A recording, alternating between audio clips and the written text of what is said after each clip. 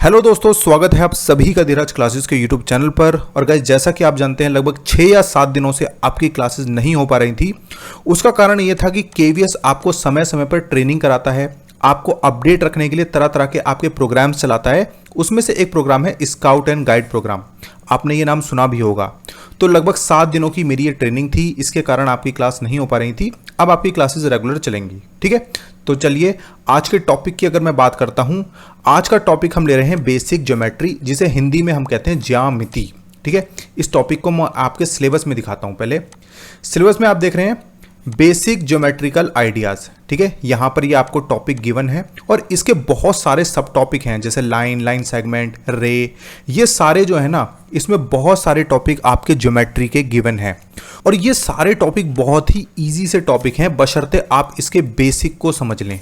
इसीलिए आज हम बात करने वाले हैं बेसिक ज्योमेट्रिकल आइडियाज की, ठीक है। तो चलिए बिना आपका टाइम वेस्ट किए शुरू करते हैं आज की वीडियो को और हम लेते हैं अपने फर्स्ट क्वेश्चन को।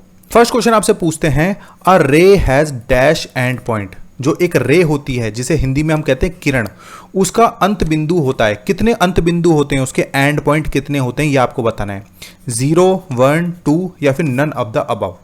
तो देखिए, इस चीज को समझाने के लिए मैं आपके लिए एक पिक्चर ले लेता हूं, उससे हम समझते हैं।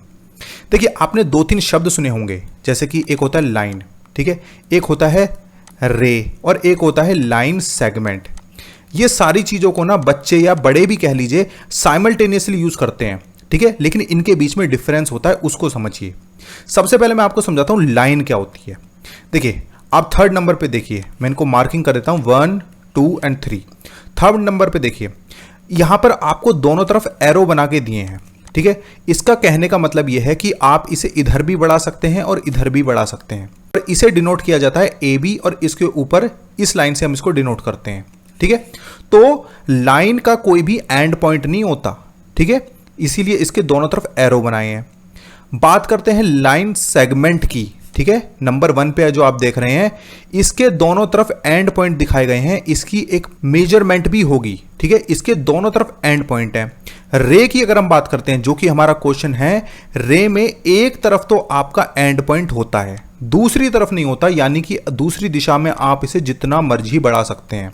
रे को हम डिनोट करते हैं इस तरीके से, ठीक है। तो रे का अगर अंत बिंदु की हम बात करें तो कितना होता है, रे का सिर्फ और सिर्फ एक एंड पॉइंट होता है। समझ गए आप? चलिए चलते हैं अपने नेक्स्ट क्वेश्चन पे, सेकंड क्वेश्चन पे। अब थोड़ा सा हम स्पीड से चलेंगे और क्वेश्चंस की भी हम संख्या ज्यादा रखेंगे, क्योंकि ये आपका बेसिक है, तो आप इजीली इसके आंसर दे सकते हैं। सेकंड क्वेश्चन देखिए, एक बिंदु पर मिलने वाली 2 अलग अलग रेखाएं डैश कहलाती हैं। 2 distinct lines meeting at a point are called. जब 2 लाइनें एक ही बिंदु पे मिलेंगी तो उन्हें हम क्या कहेंगे? Parallel lines, intersecting lines, chord या फिर none of the above. Hindi वाले सुन लीजिए, समांतर रेखाएं कहेंगे, प्रतिच्छेदन रेखाएं कहेंगे, जीवा कहेंगे, या इनमें से कोई नहीं। तो देखिए, जब भी दो लाइनों के लिए आपको पता है मेरे को यहां पे अब एरो बनाना पड़ेगा, क्योंकि इसे दोनों दिशा में बढ़ाया जा सकता है। जब भी 2 लाइनें एक पॉइंट पर मिलती हैं, ये एक दूसरे पर मिल रही हैं, एक दूसरे को काट रही हैं, प्रतिच्छेद कर रही हैं, इंटरसेक्ट कर रही हैं, तो उन्हें हम कहेंगे इंटरसेक्टिंग लाइंस या फिर प्रतिच्छेदन रेखाएं, ठीक है। तो ऑप्शन बी यहां पे सही होगा। अब बाकी के बारे में भी जान लीजिए कि समांतर रेखाएं क्या होती हैं। समांतर रेखाएं वो रेखाएं होती हैं, आप उन्हें जितना भी बढ़ाइए ये कभी नहीं मिलेंगी। इनके बीच में जो ये डिस्टेंस है ना, ये हमेशा उतना ही रहेगा जितना ये शुरू में था, ठीक है। जीवा क्या होती है? जीवा आपको पता है, धोनी की बेटी जो महेंद्र सिंह धोनी है, उनकी बेटी का नाम भी जीवा है, लेकिन ये वो वाली जीवा नहीं है। आपने सर्कल सुना होगा, ठीक है। सर्कल में ये आपका सेंटर पॉइंट होता है। सेंटर को छोड़ के कोई भी आप लाइन ड्रॉ कर दीजिए, वो क्या होती है? आपकी कॉर्ड होती है, ठीक है। और अगर ये सेंटर से पास होती है, इसे हम क्या कहेंगे? इसे हम कहते हैं डायामीटर, यानी कि व्यास कहते हैं। कई बार आपसे क्वेश्चन पूछ लिया जाता है कि सर्कल में सबसे बड़ी कॉर्ड कौन सी होती है, सबसे बड़ी जीवा कौन सी होती है, तो वो कौन सी होती है? वो आपका डायामीटर ही होता है, ठीक है। चलो आगे चलते हैं। अब हम ये जो अभी मैंने आपको समझाया, ये बिल्कुल वही चीज है। आप इसे यहां पे समझ सकते हैं टाइप्स ऑफ लाइन के नाम से, ठीक है। लाइंस कितने तरह की होती हैं? एक तो आपकी इंटरसेक्टिंग लाइन हो गई, जो हमारा क्वेश्चन था। पैरेलल लाइंस मैंने आपको बता दिया, बिल्कुल समांतर चलती रहेंगी, इनके बीच में डिस्टेंस हमेशा इक्वल रहेगा। परपेंडिकुलर लाइंस क्या होती हैं? यानी कि जब 2 रेखाएं इस तरीके से प्रतिच्छेद करें कि उनके बीच में 90 डिग्री का एंगल बने, यानी कि ये एंगल कितना होना चाहिए, 90 डिग्री होना चाहिए। तो उन्हें हम कहते हैं परपेंडिकुलर लाइंस, और हिंदी में हम इसे कहते हैं लंबवत रेखा। क्या कहते हैं, लंबवत रेखा। समझ में आ गई होंगी आपको ये तीनों चीजें। चलिए चलते हैं हम अपने नेक्स्ट क्वेश्चन पे, थर्ड क्वेश्चन पे। थर्ड क्वेश्चन देखिए, a line segment has dash and point. एक रेखा खंड में कितने अंत बिंदु होंगे, ये मैंने आपको फर्स्ट क्वेश्चन में अभी बताया है। ऑप्शन है आपके सामने 0, 1, 2 या फिर इनमें से कोई नहीं। तो चलिए आपको दोबारा समझा देते हैं, लाइन सेगमेंट के कितने अंत बिंदु होंगे, कितने एंड पॉइंट हैं, 2 एंड पॉइंट हैं। तो ऑप्शन सी यहां पे सही हो जाएगा। समझ में आ गया आपको। चलिए तो चलते हैं अपने नेक्स्ट क्वेश्चन पे, फोर्थ क्वेश्चन पे। फोर्थ क्वेश्चन देखिए, a line has dash and point. जो एक रेखा होती है उसके अंत बिंदु कितने होंगे, तो अभी मैंने आपको बताया रेखा का कोई भी अंत बिंदु नहीं होता, उसको आप किसी भी दिशा में बढ़ा लीजिए। तो लाइन के यहां पर अंत बिंदु कितने होंगे, ऑप्शन ए सही होगा, 0 होंगे, क्योंकि उसका कोई एंड पॉइंट होता ही नहीं है। यहां पे आप देख लीजिए, लाइन का कोई भी एंड पॉइंट नहीं होता, दोनों तरफ एरो मार्क किया गया है। और इसे हम डिनोट कैसे करते हैं, ए बी। मान लीजिए कोई रेखा है तो इसको हम दोनों तरफ एरो बना देते हैं। ठीक है, चलिए चलते हैं अपने नेक्स्ट क्वेश्चन पे। अब हम फिफ्थ क्वेश्चन पे। फिफ्थ क्वेश्चन का आंसर आप देंगे, how many line can pass through 1 point.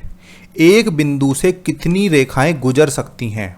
मान लीजिए एक बिंदु मैंने यहां पे मार्क कर दिया, इससे कितनी रेखाएं गुजर सकती हैं, 1 पॉइंट से कितनी रेखा गुजर सकती हैं। तो देखिए मैंने ऐसे ड्रॉ कर दिया, ऐसे ड्रॉ कर दिया, ऐसे ड्रॉ कर दिया, ऐसे ड्रॉ कर दिया, ऐसे ड्रॉ कर दिया, ऐसे ड्रॉ कर दिया, कितनी भी रेखा मैं ड्रॉ कर सकता हूं। तो कितनी रेखाएं एक बिंदु से गुजर सकती हैं, अनंत रेखाएं गुजर सकती हैं। इनफिनाइट नंबर्स ऑफ जो लाइन है इससे पास हो सकती हैं। समझ में आ गया होगा आपको। आप इसे एक पिक्चर से भी देख सकते हैं, यहां पे बहुत सारी लाइन्स हैं और बहुत सारी ड्रॉ कर दीजिए। ठीक है, इसकी कोई भी नंबर नहीं है। ठीक है, तो एक बिंदु से infinite countless number of line draw हो सकती हैं। ठीक है, चलिए चलते हैं अपने नेक्स्ट क्वेश्चन पे, सिक्स्थ क्वेश्चन पे। सिक्स्थ क्वेश्चन देखिए, how many line can pass through 2 point. यानी 2 बिंदु से कितनी रेखाएं गुजर सकती हैं। मैंने 2 बिंदु यहां पे ले लिए, एक ले लिया मैंने ए और एक ले लिया बी। इससे कितनी रेखाएं गुजर सकती हैं, 1, 2, 4 या फिर अनंत। ठीक है, तो देखिए सिर्फ और सिर्फ एक ही लाइन होगी जो सिर्फ 2 बिंदु से गुजर सकती है। कोई तीसरी लाइन नहीं होगी, कोई दूसरी लाइन नहीं होगी, सिर्फ और सिर्फ एक लाइन होगी जो इन 2 बिंदुओं से गुजर सकती है। तो ऑप्शन ए सही होगा। एक बिंदु से अनंत हो सकती हैं, 2 बिंदु से सिर्फ और सिर्फ एक ही होगी। समझ में आ गया आपको। चलिए चलते हैं अपने नेक्स्ट क्वेश्चन पे। अब हम 7th क्वेश्चन पे। 7th क्वेश्चन देखिए, a simple closed figure made up of line segment. रेखा खंड से बनी एक साधारण बंद आकृति को आप क्या कहेंगे, बहुभुज, बहुपद, वृत्त या इनमें से कोई नहीं। इंग्लिश वाले क्या कहते हैं, बहुभुज को हम कहते हैं पॉलीगन, बहुपद को पॉलिनोमियल, वृत्त को हम कहते हैं सर्कल या फिर नन ऑफ द अबव। इसमें 2-3 चीजों के बारे में बात की गई है। एक तो सिंपल क्लोज फिगर होनी चाहिए, फिगर कैसी हो, वो क्लोज फिगर हो। दूसरी, वो किससे बने, वो लाइन सेगमेंट से बने। तो ऐसी आकृति को, ऐसी फिगर को हम कहते हैं पॉलीगन। अब इसकी कुछ फीचर्स होती हैं, उसको ध्यान से समझना।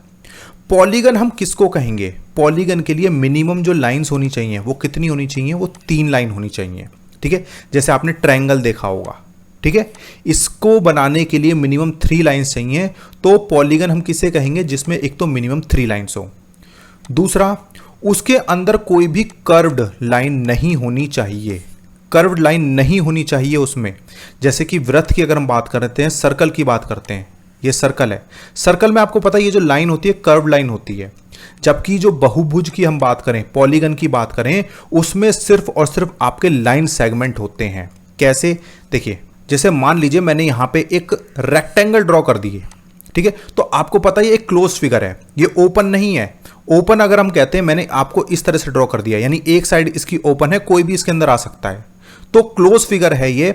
और इसकी एक लाइन सेगमेंट, यानी इसकी जो चारों साइड्स हैं उनकी कुछ माप भी होगी। मान लीजिए मैं से कह रहा हूं ये 10 सेंटीमीटर है, ये भी 10 सेंटीमीटर है, ये 5 सेंटीमीटर है और ये भी 5 सेंटीमीटर है। तो इनकी कुछ ना कुछ मेजरमेंट होगी, तभी तो हम उसे लाइन सेगमेंट से बनाएंगे। तो ऐसी आकृति को हम कहते हैं पॉलीगन। अब ये कितने कितने तरह का होता है इसको भी समझ लीजिए। ये बहुत सारे पॉलीगन्स आपको दिखाए गए हैं। इसमें क्या क्या है, ट्रायंगल है, क्वाड्रिलेटरल यानी उसमें 4 साइड होंगी, 1, 2, 3, 4। पेंटागन में कितनी होंगी, 5। हेक्सागन में कितनी होंगी 6, हेप्टागन में कितनी होंगी 7, ऑक्टागन में 8, नोनागन में 9 और डेकागन में 10। आप इसे हिंदी में भी याद रख सकते हैं, हिंदी वालों के लिए बहुत आसान है। पेंटागन को हम क्या कहेंगे पंचभुज, हेक्सागन को षटभुज, हेप्टागन को सप्तभुज, अष्टभुज, नवभुज, दशभुज। ठीक है, आपको जैसे संस्कृत में हम काउंटिंग करते हैं सिंपल वही चीज है। ठीक है, चलो आगे चलते हैं, टाइम वेस्ट नहीं करेंगे, जल्दी से अपने चैप्टर को फिनिश करेंगे। How many vertices are there in hexagon? जो एक हेक्सागन होता है उसमें कितने वर्टिसेस होंगे, कितने शीर्ष होंगे? षटभुज है ये, षटभुज में जो शीर्ष होंगे काउंट कर लो, 1 2 3 4 5 6। जितनी नंबर ऑफ साइड्स होंगी, जितनी भुजाएं होंगी, उतने ही उसके शीर्ष होंगे। तो क्या आंसर सही होगा? ऑप्शन बी सही होगा, 6 सही हो जाएगा। ठीक है, आपको थोड़ा सा बता देता हूं कि वर्टिसेस होते क्या हैं। वर्टिसेस होते हैं जहां पे दो लाइंस मिलती हैं आके। ठीक है, दो कोई भी लाइन हो या कोई कर्व्ड एज हो, कुछ भी आके मिलते हैं और ये नोकीली सी चीज बनती है ना, इसी को हम वर्टिसेस कहते हैं। तो कितने होंगे? जितनी साइड्स होंगी। साइड्स कितनी यहाँ पे? 1 2 3 4 5 6। 6 साइड हैं तो 6 ही इसके शीर्ष होंगे। ठीक है, तो षटभुज में शीर्ष कितने हुए? ऑप्शन बी 6 सही होगा। ठीक है, चलिए चलते हैं अपने नेक्स्ट क्वेश्चन पे। अब हम 9th क्वेश्चन पे। 9th क्वेश्चन आपसे पूछते हैं, which of the following is not a polygon? निम्नलिखित में से कौन बहुभुज नहीं है? अभी मैंने आपको बताया था चतुर्भुज, भाई उसमें 4 भुजाएं हैं तो वो तो होगा। पंचभुज जिसमें 5 भुजाएं हैं, त्रिभुज जिसमें 3 भुजाएं हैं, वृत्त, वृत्त बहुभुज नहीं होगा। वृत्त को हम पॉलीगन नहीं कहेंगे। क्यों नहीं कहेंगे? मैंने अभी आपको बताया था, पॉलीगन में कोई भी कर्व्ड लाइन नहीं होनी चाहिए। ठीक है, और वो किससे बनना चाहिए? लाइन सेगमेंट से बनना चाहिए। सर्कल तो बिल्कुल आपका इस तरह से बनता है, इसमें कहीं पे लाइन सेगमेंट है? नहीं है। ठीक है, तो वृत्त आपका बहुभुज नहीं होगा। ऑप्शन डी यहां पे सही हो जाएगा। ठीक है, चलो चलते हैं अपने नेक्स्ट क्वेश्चन पे। अब हम 10th क्वेश्चन पे। 10th क्वेश्चन देखिए, बहुत अच्छा क्वेश्चन है। Sum of interior angles of a quadrilateral is? कोई भी क्वाड्रिलेटरल है, क्वाड्रिलेटरल होता है जिसमें 4 भुजाएं होती हैं। ठीक है, चतुर्भुज जिसे हम कहते हैं, वो आपका कुछ भी हो सकता है। आपका स्क्वायर हो सकता है, आपका रेक्टेंगल हो सकता है, कुछ भी हो सकता है। उसके आंतरिक कोणों का योग कितना होगा? ये उसके आंतरिक कोण हैं, आप देख लीजिए। ठीक है, आंतरिक का मतलब अंदर वाले कोण, इंटीरियर एंगल। इनका जो सम होगा वो कितना होगा?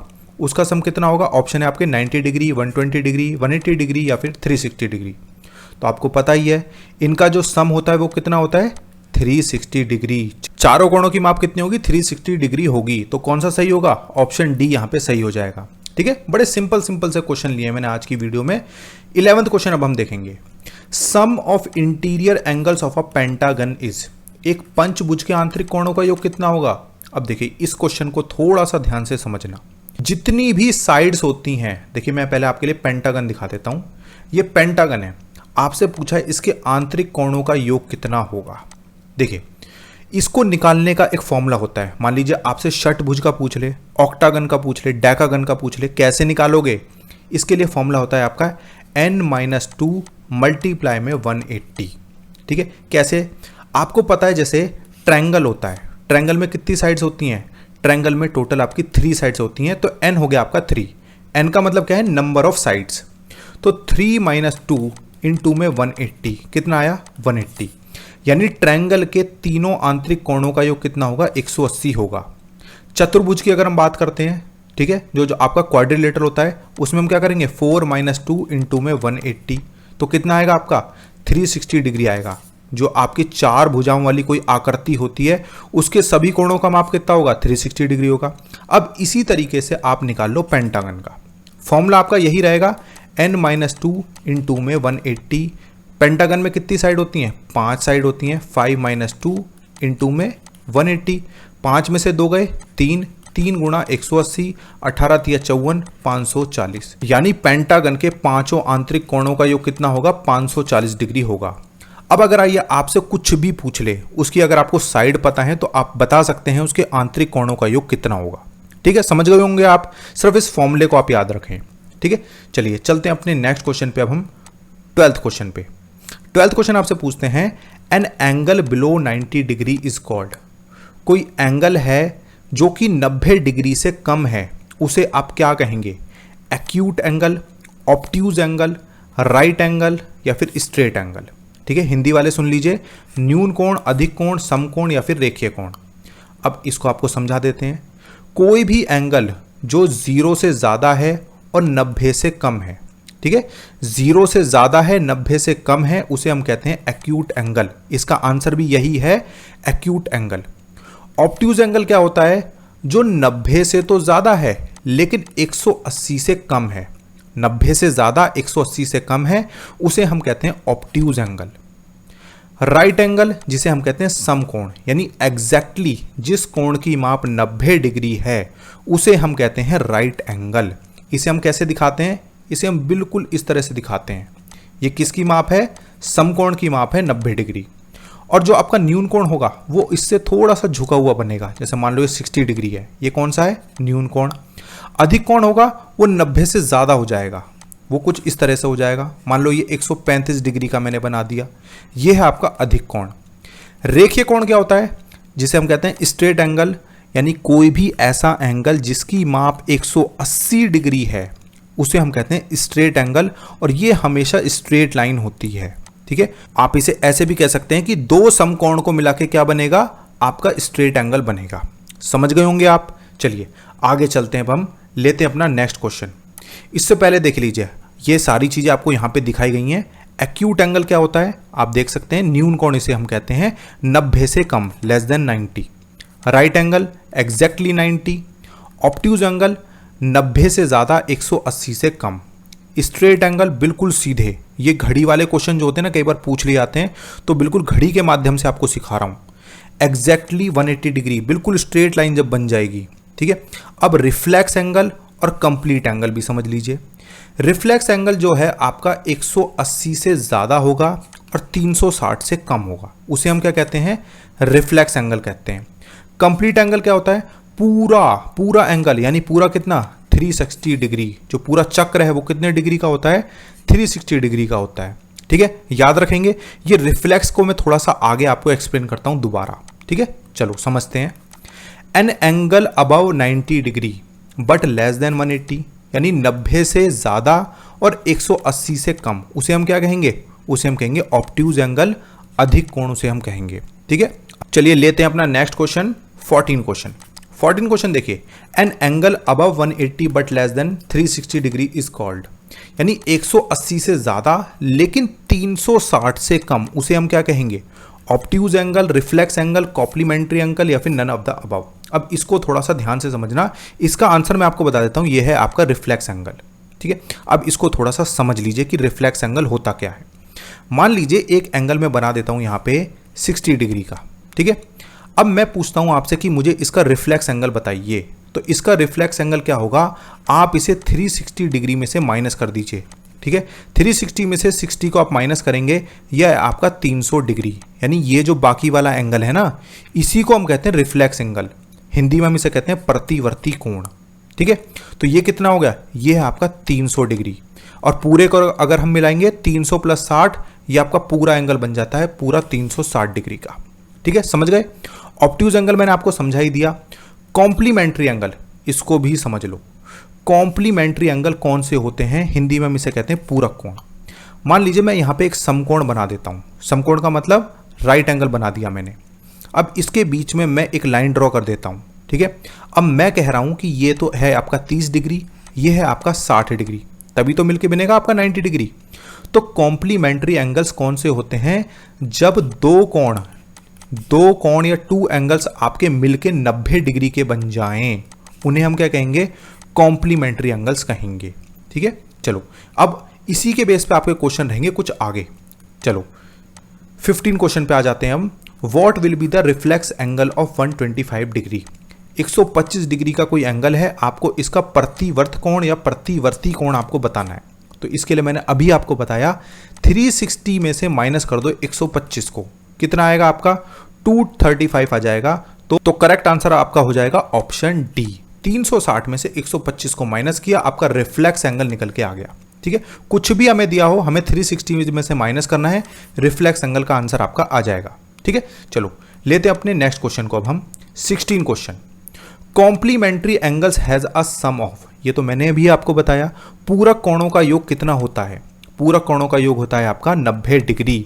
यानी कि जब दो कोण मिलकर आपका 90 डिग्री बना दें, मान लो 45 ये हो गया तो 45 ये होगा, ठीक है। मान लो आपको ये दे दिया कि ये 30 है तो ये कितना होगा, ये 60 होगा। मान लो आपसे कहा जाए कि एक एंगल 10 है तो दूसरा कितना होगा, आपका 80 होगा। एक 75 है दूसरा कितना होगा, 15 होगा।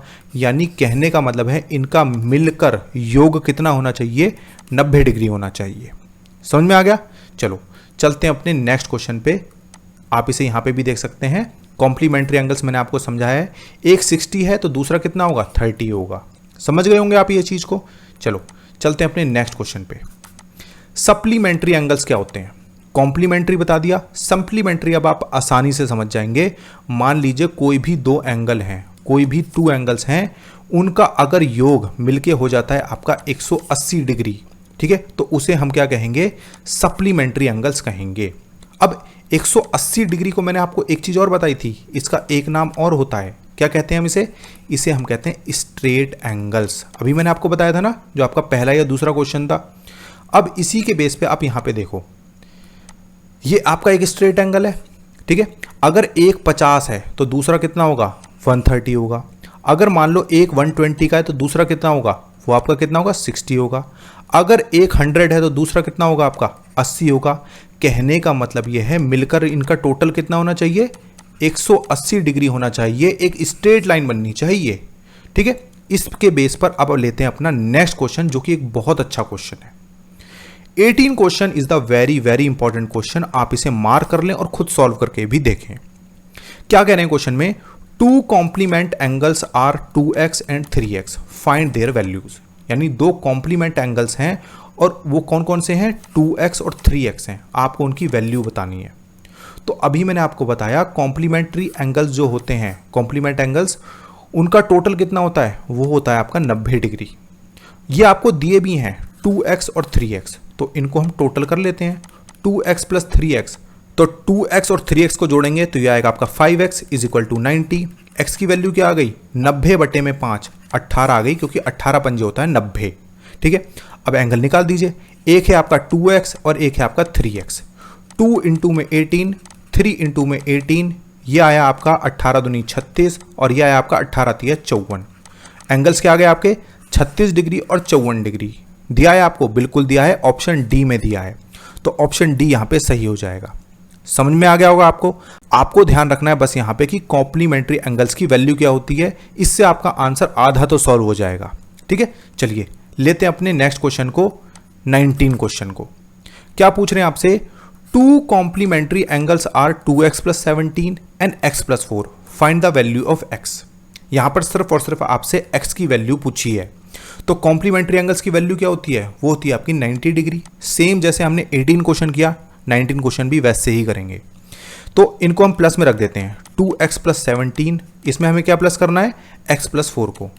इन दोनों एंगल्स को हमने प्लस कर लिया, तो 2x प्लस x 3x हो गया, 17 प्लस 4 ये हो गया आपका 21 इज इक्वल टू 19। अब इस 21 को यहाँ पे मैं माइनस में भेज देता हूँ, ये आ गया आपका 69, 3x is equal to 69। x की वैल्यू क्या आ गई, 69 अपॉन में 3, ये आ गई आपकी 23 डिग्री। दिया है यहाँ पे, बिल्कुल दिया है, ऑप्शन बी सही हो जाएगा। समझ में आ गया आपको। चलिए चलते हैं अपने लास्ट क्वेश्चन पे, 20 क्वेश्चन पे। 20 क्वेश्चन आपसे पूछते हैं, 2 supplementary angles are 2x plus 42 and x plus 18, find their values. अब इसका आंसर आप मुझे कमेंट बॉक्स में बताएंगे। सप्लीमेंट्री एंगल्स की वैल्यू क्या होती है, ये होती है आपकी 180 डिग्री, ठीक है। आप बस इन दोनों एंगल्स को प्लस कर दीजिए और इज इक्वल टू 180 रख दीजिए और आप x की वैल्यू निकल के आ जाएगी। फिर जो भी आपके एंगल दिए हैं वो निकाल लीजिए और आप इसका आंसर मुझे कमेंट बॉक्स में बता दीजिए कि इसमें से A B C D में से कौन सा सही होगा। 20 क्वेश्चन का आंसर क्या होगा आप बता देंगे मेरे को, ठीक है। तो गाइज ये थे आपके टोटल 20 क्वेश्चन। आई होप आपको अच्छे से समझ में आए होंगे। बिल्कुल बेसिक वीडियो था बच्चों ये, ठीक है। और गाइज अगर आपको वीडियो अच्छा लगा है तो प्लीज़ लाइक कर दीजिए और कमेंट करके ज़रूर बताइए, ठीक है। चलिए thank you so much guys.